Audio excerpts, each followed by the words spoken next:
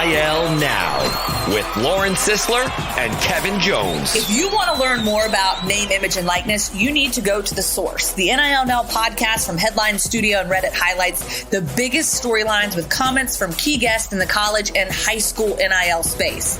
NIL is not a cherry on top. It needs to be thought about as a part of these young men and women's future to, further their careers.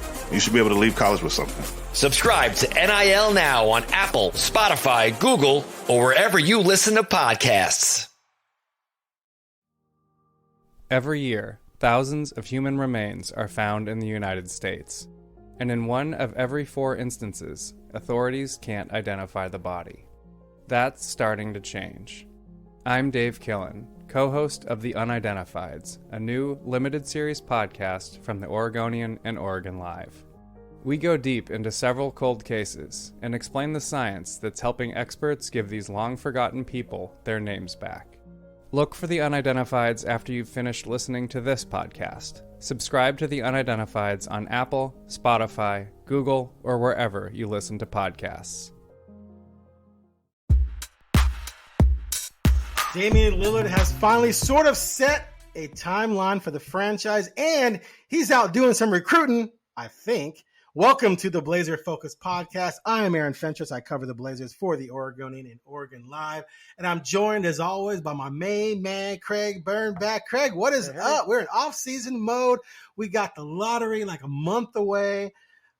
Dame's running around and doing podcasts and talking to Stephen A. Smith and attending playoff games with players of interest. And it's just all sorts of interesting stuff going on. How you been?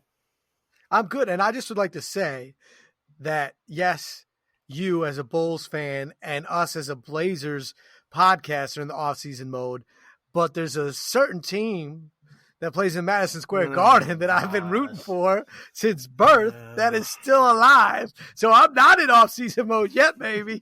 Not yet. I still got dreams of grandeur.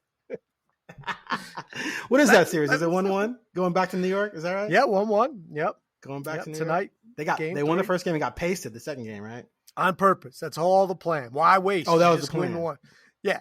Josh Hart, a little hurt, Sure. Anyway, Okay. You know what? It's right. It's a bold strategy. Yeah, your strategy is not to win, apparently, but yeah, no. I thought this is the speculation. This is like a speculation version of the podcast. We're gonna try to be amateur psychologists to figure out what Dame's thinking, what the strategy is behind the scenes that might or might not be true. I got an undergrad degree in psychology, Fentress, so I'm good. I have a minor in psychology. We could start our own shop, right? No, we couldn't. We couldn't help anybody there. Well, they can see how nuts we are, and then they'll realize they're not so bad. Anyway, okay. So Damian Lillard appeared on the show with Stephen A. Smith and was asked specifically, are they on a timeline with the Blazers trying to make the move? He said he's not going to come right out and say they're on the clock, but he wants to see something get done this summer, or a conversation needs to be had. I've been waiting for him to say it like that for a while, because that's been my belief for a long time, that there's no way he's coming back to the Blazers if they're the same thing and they have zero chance to contend. And I don't believe that would be smart for the Blazers either. I think it would be time for them to part ways so the Blazers can move forward with their rebuild with a really good jump start to it with with a Sharp and this top 5, top 6 pick. And then Dame can go somewhere, maybe win a championship. So when he put that out there, I was like, thank God, because now we can all talk about it like it's a real thing without contradicting what he was saying when he keeps going on the loyalty tour and talking about how he doesn't want to be the guy who travels and goes somewhere else to win a championship. Well, now it looks like he's at least putting it out there that that discussion probably is going to have to be had if the Blazers don't make some major moves. So let's start with what your takeaway was from what Damian actually said to Stephen A. Smith. So, of course, Dame said everything with class, adding a little bit, because he also said that the Blazers might want to move on too. Right. Like he basically gave them permission to do what they have to do. He basically said, look, we both want to win a championship with me, but if we don't take a big step this year, I need to have a conversation and they need to have a conversation because it doesn't make sense to either party. And that's what, like you said, that's what we've been saying forever. That's what people who kind of understand the business of basketball and understand Dame's mindset as much as possible based on things he said in the past. So right. I thought it was like the perfect Damian Lillard, way to say it, showing his intelligence, showing, finding a way to say, hey, this might be the time to move on depending on where we go in a way that no one can be mad. You just can't be mad at that. No. And, other people have done similar things and got trashed. I mean, Carmelo gets killed for telling Denver that they should trade him so they can get something because odds are he wasn't going to re-sign. And meanwhile, after that, many guys, including LeBron, LaMarcus Aldridge, didn't give their teams that courtesy, and they got nothing. So right. Dame did it in a way, and he's earned that, where people are saying, yep, that makes total sense. It was a little bit more immediate than I thought by him kind of naming the summer as it, because that's means to me that he has had that conversation with Joe Cronin and whoever else he needs to have that with the Blazers, because he's not the kind of person that would do that in a surprise way. So that timeline is what, you talked about last year, like next summer, that's it, right? Like, so yeah, I had some sources I talked to and I would ask him straight up. I'm like, okay, Dame's still talking about the loyalty thing, but let's be real. He's not going to just stay here if he has no chance to win. And I was told specifically, yeah, I mean, like by 2023, they need to have something in place that looks like it can at least have a chance to contend, or yeah, he's probably going to want to explore leaving. It wasn't like, oh, he's just gone for sure, but it was like definitely explore it, strongly explore it, because yeah, he wants to go somewhere and win. And signing the extension, like, that's partly a business move. Like you get that extension, and then that extension can obviously be traded. Now, at the same time, people told me like, look, he could have gone somewhere else and gotten the same extension had he been traded last year, but he believes in Cronin, believes in Billups. He loved getting Grant. Like that was a huge step. He liked what they were trying to do. He was wanting them to trade that 7th pick, but nothing made sense. And they really, really believed Sharp was going to be as good or better than whatever they were going to get. And plus, like the OG trade, they wanted the 7th pick and like other picks and stuff. They just Cronin determined it wasn't worth it. And it turns out you wouldn't trade Sharp straight up for OG right now, would you?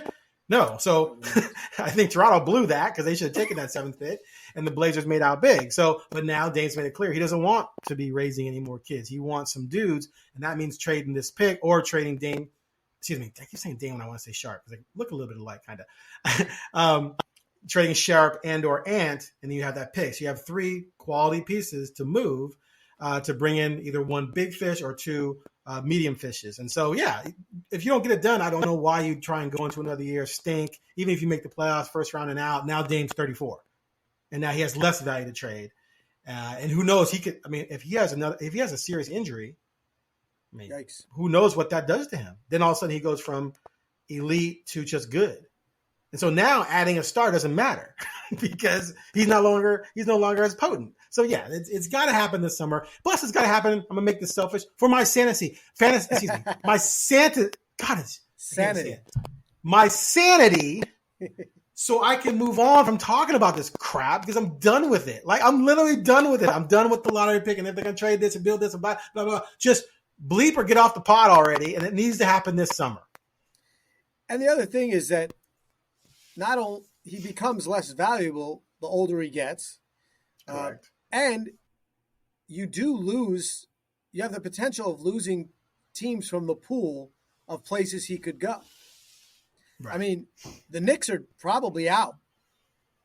They don't, that was one of the big moves that everyone was saying he's going to end up in New York. Well, the Knicks have a point guard, Jalen Brunson, and they're not odds of them trying to do the thing that Aaron Fentress says you cannot do, which is win a title with 2 guys under 6'4". The Knicks aren't dumb, and they've got a lot of young bodies. And so that trade, and they spent money on Jalen Brunson. So that, I'm not saying it's impossible, but it is a lot less likely that the Knicks would be interested in Damian Lillard today than last year at this time.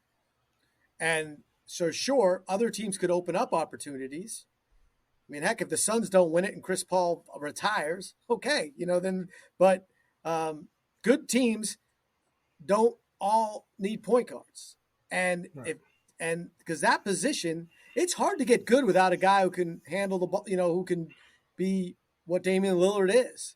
The Knicks were a rare thing that people said, oh, they have these parts, and with Damian Lillard, they could be a contender. I don't know. I mean, I never saw it. Now the Raptors are like that, in a way. Maybe Miami Heat, they're like that, possibly. He's perfect. Right. But, that those are things that were like, no one's really talked that route because it was so easy to say, oh, the Knicks, or the Nets, or, before Kyrie went there. So it just time is not your friend. Right. I will say this, though, just to add a detail to my overall statement that I've been preaching for 8 years, is that it's not just having two small guards. It's that they're your best two players. Sure. In the case of the Knicks, if you have Randall, is Randall better than Brunson? Not right now. What he brings to the table? Not right now. You don't think so? Even though, because he still rebounds and stuff, right? He's great. And he was the all-star and Jalen Brunson wasn't. But you're asking me as a Knicks fan, who's our MVP this year? It was Jalen Brunson. Okay. I would say that, I guess what I'm saying is that Lillard, Brunson with someone like Randall, who's arguably would be the second best player on the team, I think there's an outside chance you could pull it off. But the big thing is when your best two players are small guards, you're just screwed. I just believe that. Okay, but you're right. The number of places to go are going to shrivel up at some point. So that brings us to the next topic. Dame was hanging out at Nets Sixers. And, there's this fantasy out there that the Sixers could panic and trade Embiid, which I think is garbage. And then, of course, you got Mikal Bridges, who got traded from the Suns to the Nets in the Durant deal. And Bridges and Dame are tight. Bridges and Ant are tight. They could be in a trade for each other. What do you think? Was Dame just hanging out? Was it coincidence? Or was Dame out there doing some low-key recruiting? I think two things can be true. That's what I'll say to that. I think two things can be true. I'm not saying he went there just to recruit, but I'm sure him showing up and dapping up Mr. Bridges, before the game, saying hi to Mr. Embiid couldn't hurt. Because now I will say the Embiid dream, I don't know how many parts you need to even get Joel Embiid. So I don't know how the Blazers could even make the Sixers do that trade. Nor do I think that's going to happen. But yeah, look, the Grant thing was a well-known quote unquote secret that Dame and Grant got along and that could be a thing. So I'm not going to downplay the Bridges possibility because that's the playbook, right? It worked. So that makes sense if it could happen. But at the same time, he was on the East Coast. He's hanging out. There's probably some business stuff that he had to do. Who knows? But, yeah, I don't know, man. If he could figure out how to get Joel Embiid to Portland. And Bridges. Then it's a wrap. Then it's a wrap. Just getting 70 and 12. If you get Embiid, with this roster, like they're already he's that good. If he's healthy, he's that good. Right. So now, one thing about Dame making the declaration he did is that, to me, that hurts Portland a little bit because now teams know that this summer could be it. So if I'm a team who wants Lillard and the Blazers have someone I want to pair with Lillard, why am I not going to hold out? Like if I'm Philly, I'm going to be like, I'm not giving you Embiid. I want Dame. Call me. If I'm Daryl Morey, I'm like, okay, tell you what, Joe. When you're done, like running around the country trying to find someone to come to Portland, which has never happened in the history of the franchise, you give me a call and we'll work out a deal. You send me Dame to pair with Embiid because Embiid's not coming to Portland. That's a non-starter. Don't even call me. You call me back about that again, I'm just gonna block you or report you or something. Claim you're a stalker to the local police. I don't know what, but don't call me with that nonsense again. So I just wonder if that's gonna hurt Portland a little bit. So, but I think the Embiid thing is nonsense. I also think Jaylen Brown, if Jaylen Brown demands out, I think he could be obtainable. But I just feel like, I just don't think that's really going to happen. I think he's upset about some things, and I think he's going to work it out. And because we've seen players grumble about things before, but not demand a trade. I think instead of getting a big fish, they're going to have a chance to get one maybe 2 medium-sized fish. I consider Bridges a medium-sized fish. Yes. I think it's crazy that this guy was a role player on the Suns 2 months ago, averaging 17 per game on a contender. That was his role on a contender. Now he goes to a mediocre team where there's all sorts of shots everywhere, and he's putting up big numbers, and now everyone's talking about him like he's a franchise-changing championship piece. Well, if he was a franchise-changing championship piece, then how come the Suns didn't win a championship with him? Because he's not. He's not that guy. So to me, what am I giving up for Bridges to come to Portland? Now, I think he'd be a great fit, right? Because they need a small forward. That's their number one hole, or a bigger guard. They can put Matisse there if they moved Sharp and trades. You put Mikal to 3, Grant to 4. Boom, you're a better team. No doubt about that. But what would you give up for Bridges to make this happen? How much would you actually trade for him? Well, I'll address the first thing about the Dame hurting them. And I don't mean any disrespect, Aaron, but if you had sources that were telling you that was it, the league's got that information too. No, they don't. No, I know way more. And they all listen to this podcast, so we've already told them. So whenever. Okay, that's fair. That's fair. I'm saying, like, they know. That's if fair. You know and I know, they know. So no one was going to pull the wool over. Joe was couldn't be like, oh, that's not true. They'd be like, well, Aaron Fentress said it. He got to be true. So I'm just saying. Aaron Fentress has sources. He said it. It must be true. But I'm just saying, like, that's they already. It hurts a little. It hurts a little. But anyway, I see what you're saying. I see what you're saying. I know. And here's the thing. I like how you say, with all due respect, I'm about to blow up your phone. Like, I've been in the business too. I know when I got a source set. People told me stuff. I wasn't like, oh, I'm the only one, right? No one, that's I'm the only one that knows this. I'm so no one else knows about this. I'm so special. The problem that the Blazers have, to me, more in the sense that they can they can be manipulated, is the Bridges situation is perfect example. What you said is everyone knows what the Blazers don't have, and they know what they do have. So you've got Simons to move because you got Sharp, or you got Sharp to move because you got Simons, and then you got Bridges. And if you look at the Blazers team, who do you want? Well, I probably want Simons or Sharp. So if I were, and the Blazers, with that timeline, if they're going to make a trade for Dame, then you have to give up Simons to get Bridges. I mean, like, I don't know how else you get that deal done, unless they're willing to take just the number 6 pick or something like that. But why would they? Because they do have a guy that, and he can score, and there's a reason why he's scoring more points on the Nets, is because that's what they need him to do, as opposed to when you got Booker, right, and others, Ayton, and even Paul. So I like Bridges. I would trade Simons for Bridges if you're on the Dame timeline. Oh, in a heartbeat. But if I'm the Nets, I want more than Simons. Yeah, well, that's where you got the power, right? But would you do Simons in the pick? Would you do Simons in the pick? Oh, God. There's no way in hell I do Simons and Sharp. Someone suggested Simons, Sharp in the pick for Bridges. I was like, what are you smoking? Crazy. That's way too much. I'd have to hesitate Sharp and Bridges. I mean, I'd have to Sharp hesitate. For Bridges. Yeah, because I look at the potential. Like I said, you still think there's more for Simons, and I might be wrong, but I feel I've gotten enough to see with Simon that that's not going to crush my soul in 3 years. But Sharp might crush my soul in 3 years if I trade him for a like, as you said, a medium fish. Because Sharp might be a big fish. I don't think Simons is a big fish. I think he's a medium fish. So I'm going to trade a medium fish for a medium fish. And now he's freaking Jaws. I know, exactly. It's crazy. He's not the original Jaws. He was a 25-footer. He was the mother Jaws and 2 who was pregnant and out eating people to feed her little babies. And that was 36 feet. Oh, goodness. Anyway. No, I heard what you're saying. You know what, though? So Sharp might be great, but it's going to be in 3 years. He's not going to be great this upcoming year. Like, people are seduced. People get seduced by the funniest things. Like Jabari Walker had a great summer. He should start. Okay. Oh, stop. And now stop, please. Sharp had a great 10 games at the end of the season as the guy, and they were getting blown up by 20 and 30 points. Now he should be starting. No, it's ridiculous. So, in all honesty, if I'm committed to Dame and trying to win in the next 3 years with Dame, I would do Sharp and salary match for Bridges. I would do it knowing it's probably going to suck, right? But I'm still going to, Bridges is young. So I'm still going to have Bridges.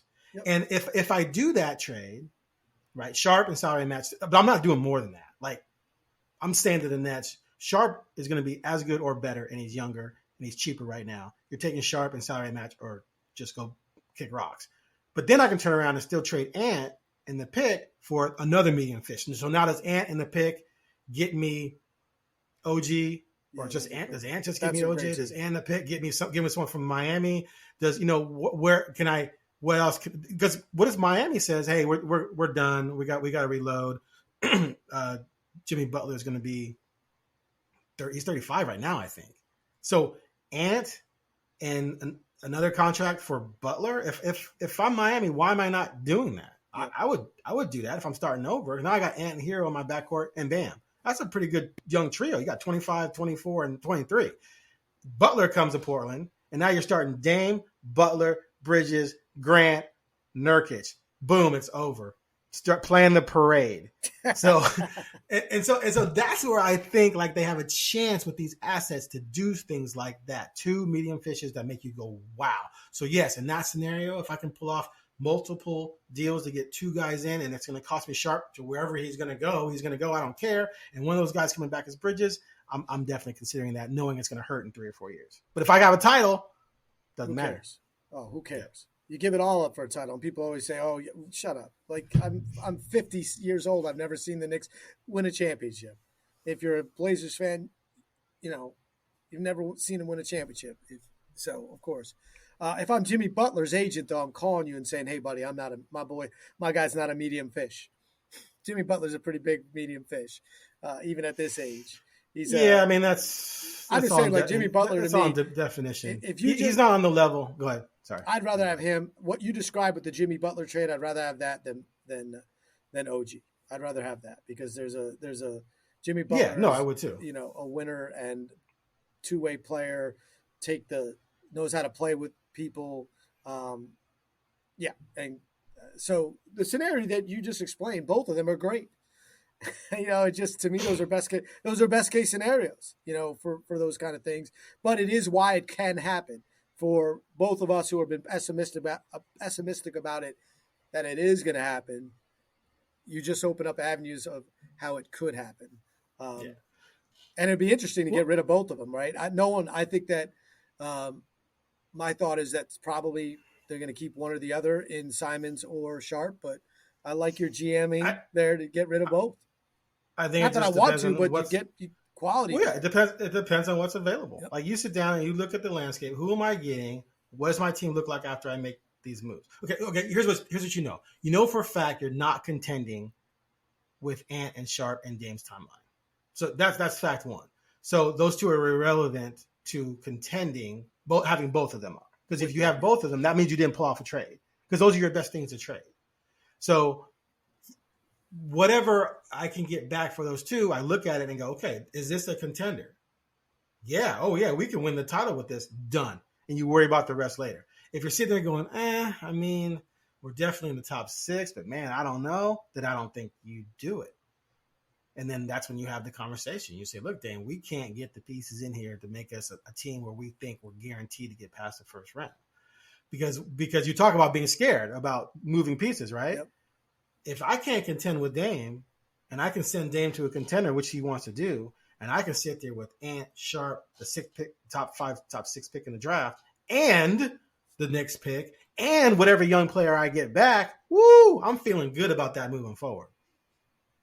Yeah, I mean that you're right. It's if you trade Dame, it changes the whole world because then Simons and Sharp are suddenly on the same timeline. So It really is the easiest way to go. Just trade Dame. I'm just saying, like, if you were a new owner and didn't have that connection, and you came in here and you had money and you were the kind of a Steve Ballmer type owner, right? That's the easiest route. Yep. You could get parts. You get rid of a ridiculous salary. I'm not saying it's ridiculous in the sense he doesn't deserve it, but it's more. Right. You can't make more. You can't make more than Dame. You move that off. You suddenly have, two really young guards and a top, guaranteed top 10 pick, another, first round draft pick, and whatever you can get for Dame, which will be a lot.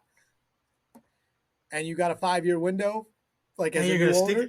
and you're going to stink again and have a 2024 lottery pick. Maybe or maybe not. Like with the play, and you just don't know. I mean, we didn't see OKC. We didn't see Sacramento. Yeah, no, that's true. I'm just saying, like, I think they'd be too young, but you're right. OKC is an example. Come on, I didn't even think Sacramento was going to make the playoffs, and now they're. Oh, Sacramento was good on paper. Well, I'm just saying, Sacramento was way good. They were a good coach. Everything went, but OKC, how fast they got good with players that we didn't know they were that good. I know, but if you don't bring back Dame Grant leaves, so you're starting Ant, Sharp, the draft pick. I'm just saying, and 100%. Watford and Eubanks. You're probably going to trade Nurk too. You better. Anyway. So if you're an owner, if you're a new owner, I think that the Blazers, like, new ownership could change this whole thing in a second. But right? No, you're 100%. But it's not going to happen. Right. It's not going to happen this summer. So this is the plan they got to go with. And Joe Cronin, he might be in there saying, like, I know what I'd do if someone, like, there was no loyalty here. There was no Damian Lillard greatest of all time. Like, if those feelings and those connections weren't there, if you were just a GM and this was an exercise, this is what you have. What is your best bet to get to a title in the next, 8 years? I think the exercise would say trade that $55 million contract and go young. But that's not what we're at here. 100% agree. Okay. There are 4 teams that are out of the play-ins: Bulls, Raptors, Pelicans, OKC. Anyone from those 4 teams float your boat as a possible trade acquisition while being realistic? Of course, I'd trade for Ingram and Siakam and Levine. Right? We can't do that. I'll take Zion. Realistically, I'll take Zion. Well, I don't know. Do we want Zion? I don't even know. Yes, you do. You want to try? Do you? Yes. Dude, he could have played in the play-in, but said he didn't quite feel like Zion. What does that even mean? Look, you want to roll the dice? You're a Knicks guy. You're a Knicks guy. Willis Reed. That should have offended me. Look, and I don't know. You're asking me if I want Zion and I'm on a Damian Lillard timeline. Hell yes, I'll roll those dice rather than take the number 4 pick or get OG. No way. Yes. This no way. This is the guy who's hurt all the time and refused to play in an elimination game because he didn't quite feel like Zion. I'm 100% healthy. I'm doing windmill dunks and warm-ups, but I'm not ready to play. Dude, you go out there and you play and you do the best you can. If you suck, you sit down. Or you just give them a threat, a presence to open things up for other people. Or you just rebound. If you don't feel like your shot's there, then just go in there and rebound. You're a man-child. You're a freaking beast. But no, I'm not going to play it. Like that. I'm getting mad even talking about it. Competitors don't do that. Michael Jordan, I can go back to Michael Jordan. Michael Jordan broke his ankle, and they told him to sit. He missed 64 games, and they said, sit out the rest of the season. He said, no, I'm coming back. He came back and played and led them to the playoffs. This kid won't even get out there in an elimination game and play because of a hammy. He didn't break a bone. He popped a hammy. Man, that's just annoying. I'm not going to get into all that. I'm just going to tell you I rolled the dice. What offends me is whenever someone talks about themselves in the third person. So you had me when he said he didn't feel like, when Zion said he didn't feel like Zion. Like that, I was already like, I hate that. And we've all been there with athletes. I'm like, hey, man, you're not Prince. Only Prince can do that. Yeah, he can make up a symbol. I didn't care what Prince did. But, you asked me which of the 3 teams. You know who I think would look good in a Blazers uniform? Who? CJ McCollum. Stop. Not too easy. Well, I mean, when I looked at it, I think obviously we spoke about Bridges with the Nets and others with the Sixers, but look, are you Zach LaVine? I mean, I think you say what they need. What do the Blazers need? They need, they need a guy, a swing guy that can score, and he's the best player on. To me, he's the best player on that Knicks that could be available. So that's who I would see that as a possibility. He's right there in that. He's close to that big fish, right? He's been all-star, but has some struggles and injuries. And they might move on from him. Even though the Bulls say I don't know, their GM's like, 1 second he's like, I think we're going to bring everyone back. And then he goes, but everyone else, nothing's set in stone. Like, okay, which is it? Right. With the Raptors, obviously the best player that I think the Blazers could get to change them is Siakam. I just don't think that's I don't know why they, why that would happen when. I don't know why they would do that. But right. And then of course OG's on everyone's list. I'm happy. I think he's a fine player, but I think he's the epitome of medium fish. And I'm not sure if there's another level. So to me, it's LaVine, Siakam, and OG. LaVine, Siakam, and OG. Okay, yeah. I think Siakam would be the most desired player out of any of those rosters, including over Zion, because he would just be instantly what you need on this team. OG, I feel like OG's kind of overrated. Like I think he's like become this thing that has kind of been overhyped. Like he's good, but I'm not giving up the farm for him, which is what Toronto won the last year.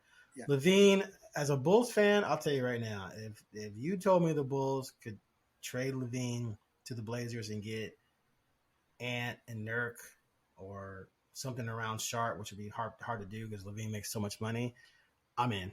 Because I just don't think LaVine's a winning player. He's a scorer, but he doesn't play defense and he takes bad shots. And it's just that combination, it's spectacular to watch because he puts up points, but he's just not playing winning basketball. You had Vucevic, DeRozan, and LaVine. You had 3 All-Stars, and you can't function. You can't beat good teams the first year. Ball gets hurt, and you barely make the play.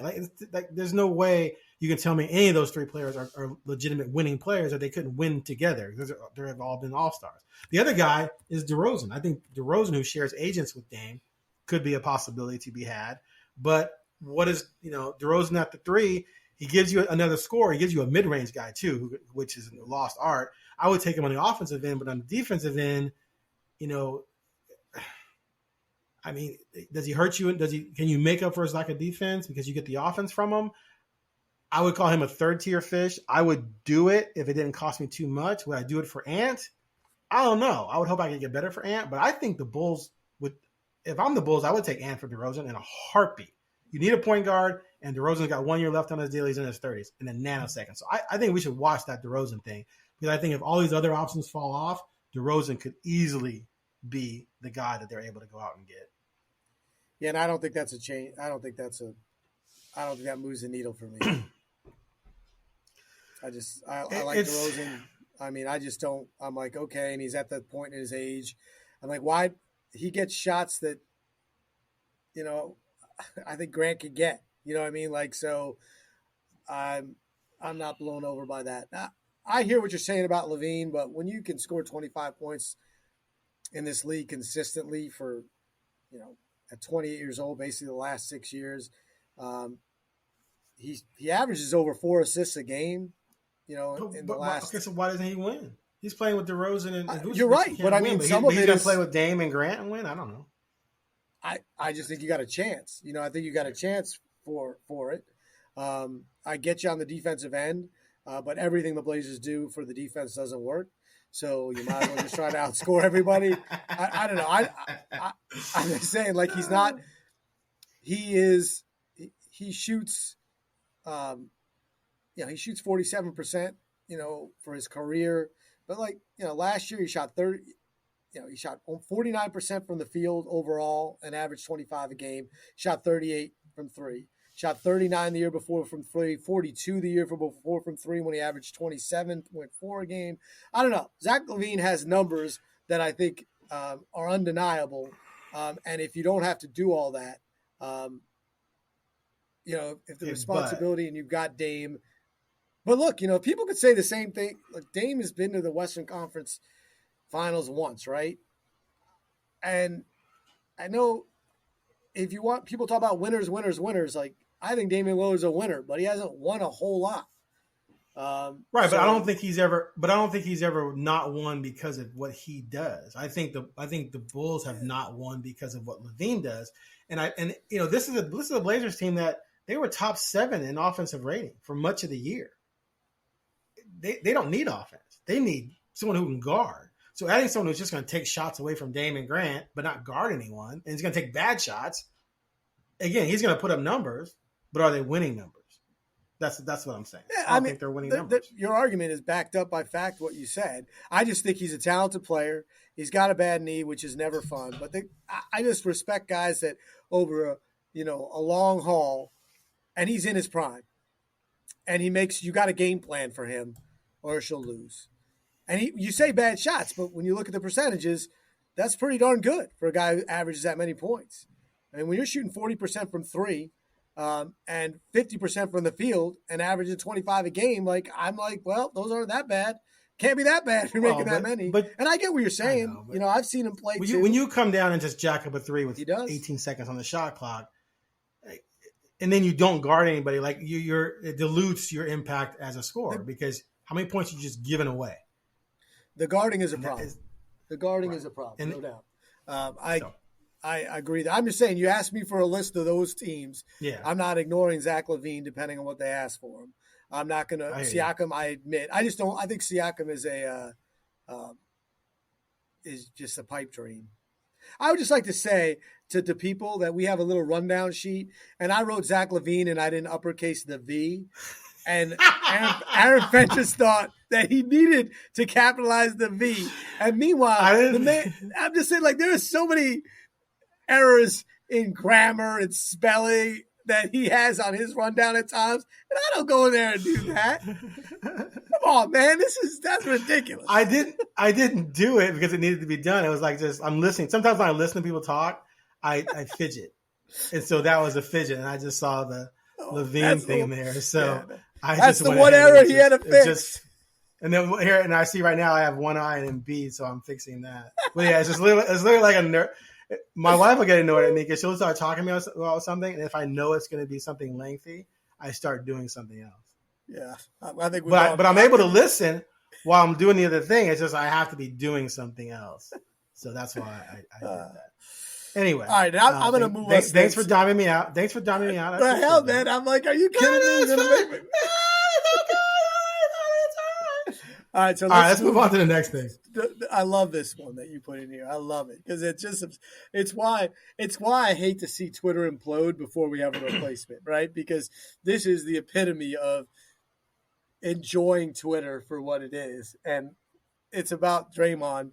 Obviously, Draymond Green gets suspended for stomping, on someone's chest, and then people are seeing that Damian Lillard came out and defended Draymond, who is his good friend. We all know that they got a good relationship.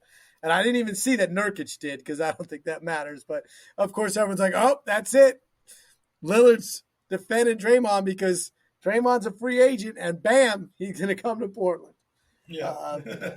You got to love it. The question you put here is, could he be in play for the Blazers? I'm like, I guess if you could figure out the contract, why wouldn't he be in play?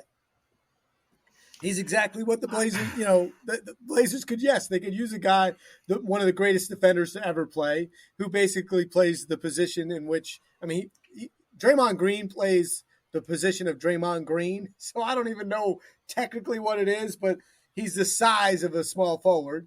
So the Blazers should do what they can to put him in play.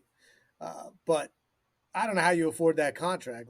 Tell me that. Tell me how you do that. Yeah, it would probably have to be a sign and trade, or maybe if you made other moves to free up cap space and you got him in a reasonable number, because he's supposed to make 26 next year, but he has a player option. So if he opts out of that and is willing to take a little bit less, spread out over more years, then maybe you can figure out a way to do it. I'm not a capologist, nor do I even try to pretend to be. I have people that I'll text for cap questions, so I don't have to hurt my brain. But there's always a way. There's always almost always a way to do something. And Draymond falls into that medium fish thing we were talking about.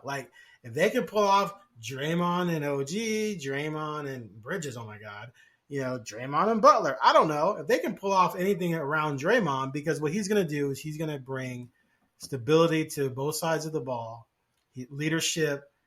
He's a really good passer and facilitator. He's a very good hockey assist guy, or the facilitating pass to set up the playmaker, because he keeps the ball moving. This is something that Billups has praised Trendon Watford for, of having that ability of seeing where, okay, I need to get the ball to that guy so he can get the ball to that guy. And he plays defense, and he's annoying, and he gets in people's heads, and he would just elevate the team, and he would do so averaging 8, 8, and 8, right? Yep. And I think Dame would absolutely love to have him on the team. I think you would need another piece, another medium piece like we talked about to truly contend. But yeah, if you can walk away with Draymond and a dude, I think it would just be a fascinating mix. Yeah, I'm a guy that thinks Draymond Green's a Hall of Famer. So, and, you get a lot of pushback, and I'm like, whatever. I think a guy that the other side of the court, he's an all-star every year.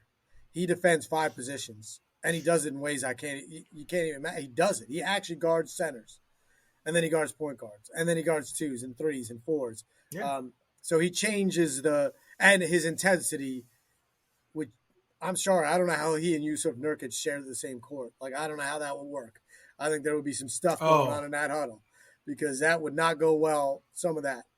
Dame is an amazing leader and extremely patient. Draymond Green is an amazing leader who makes terrible mistakes in the leadership foundation sometimes and is not patient. So, but he'll change the whole dynamic of the defense, not just because of his ability to play, but his ability to teach and his ability to just not accept other players not playing defense with the intensity that he brings. That guy gives up his body, but he's at an age in which he's on the back end.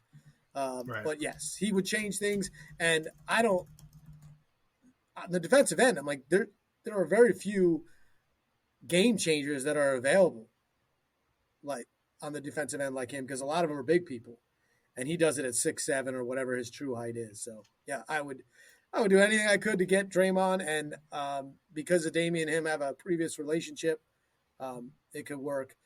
Draymond does ridiculous things, and guys like Steph Curry and Klay Thompson and Steve Kerr have his back. And they really do have his back. You know what I mean? Like, it's not BS. They're mad, but they got his back. I mean, he decked a guy in the face, and somehow they got back together, right? So, on their own team. So, I have mad respect for Draymond Green's game and think that the Blazers would, of course, be in on that. But, again, is it real? We'll see. I mean, for all we know is day after the season, the Warriors end up with a new deal with Draymond. Yeah, and that's the first thing that has to happen is, one, he has to opt out. And if he opts out, the Warriors would still have his bird rights. They'd have to want to let him walk. Yeah. And he has to want to walk in order to opt out. And then he has to want to come to Portland. That's why it's a tough needle to thread. A bunch of things. That's why Twitter's awesome. That's why Twitter's awesome. Because Twitter made it happen in 30 seconds. Like, not even. Right. Like, look, he defended him. That's it. He's here.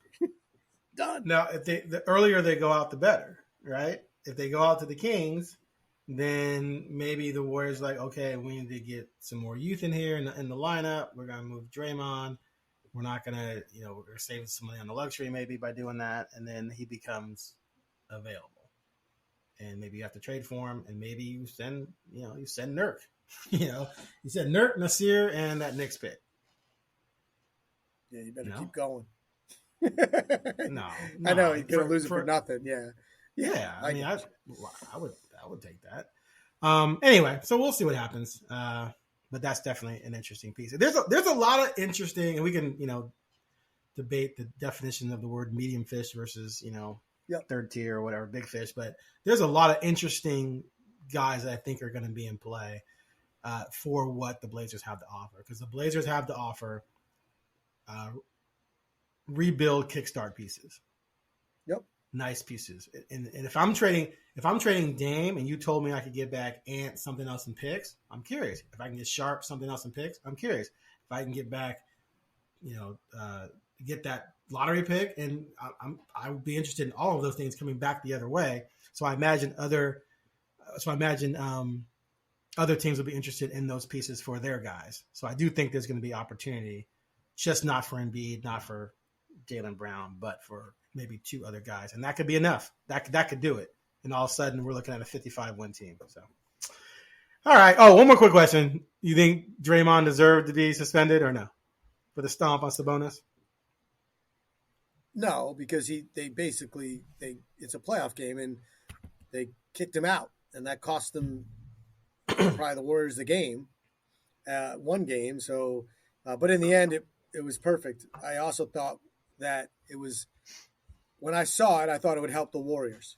I really did, because I was like, okay, now they're mad. Now you got them ticked off, and you got them a little something extra to play for, and I thought they would win Game 3. So, no, I wouldn't have.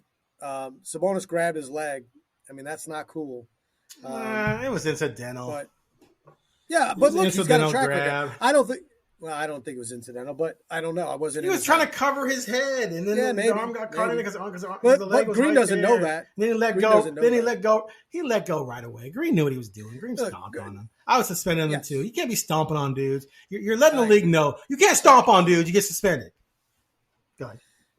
And I think Draymond track record gets you suspended. I don't know if that happens for. I mean, we had something similar last night. The guy didn't even get kicked out. So I don't look.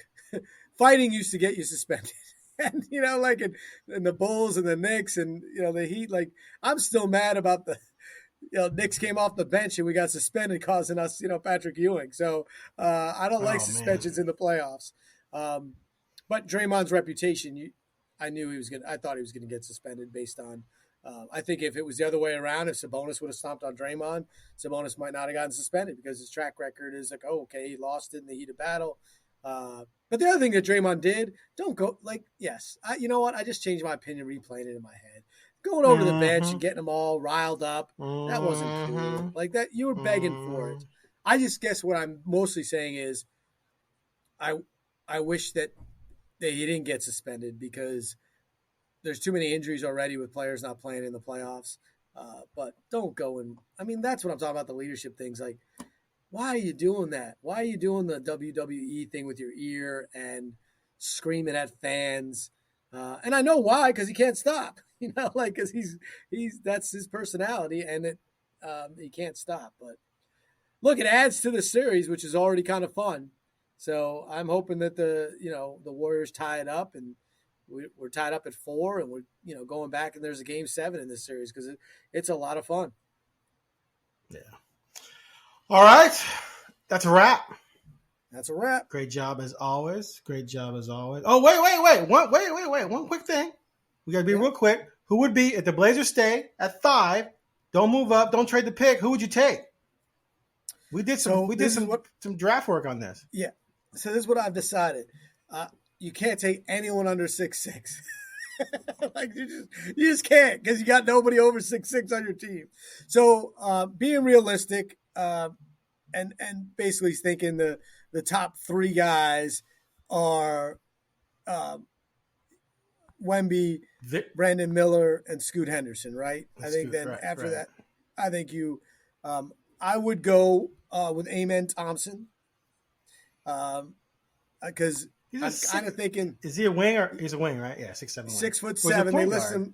They list him as a guard, but he's 6'7", and I'm thinking, yeah, he's like a Penny Hardaway. Go ahead. And the thing is, if you're drafting to keep, you're probably not going to have Damian Lillard, right? If you're when you're going for a championship. So to me, it's the 2 guards at 6'7", Cam Whitmer, Villanova's guard, and Amen Thompson, the overtime elite young kid at 6'7", but extremely athletic. So that's where I would go, just because I assume that if you're drafting the pick, it's for a team that's going to compete eventually without Damian Lillard.